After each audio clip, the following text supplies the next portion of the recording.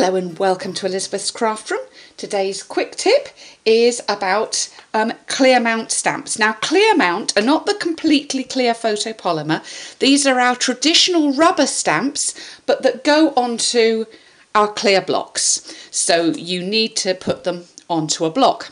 Now, I've got some tips for using these stamps. The first one is, don't throw away this piece here, because when you pop these out when they first arrive, I actually keep this piece here.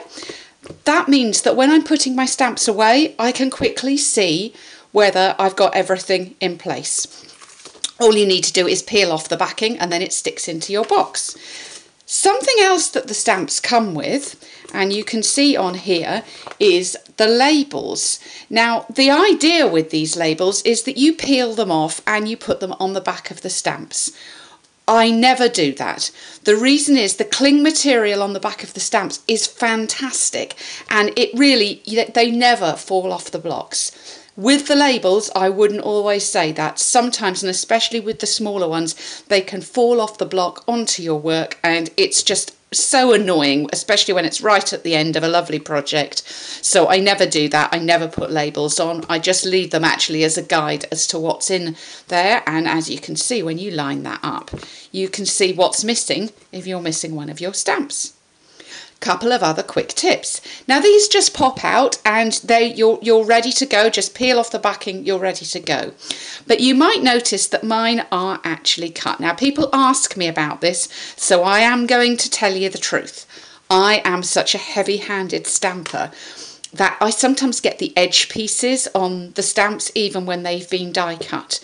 Now, when I first started with Stampin' Up, we had to cut all of our stamps out. Nothing was die cut. So I had a pair of rubber scissors.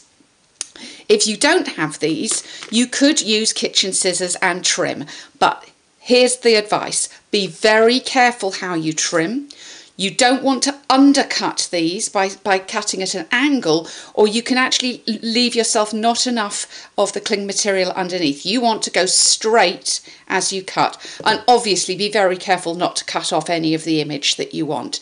So your choice, you certainly don't have to do that, but if you choose to, just be careful in actually doing this.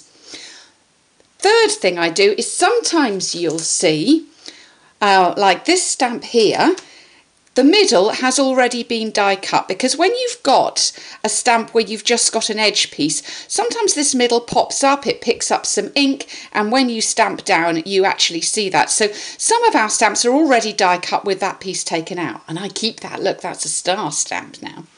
So some of them are done, others are not. So this one came completely solid, but I was actually getting, when I stamped this image here, I was sometimes getting a little bit of ink in there.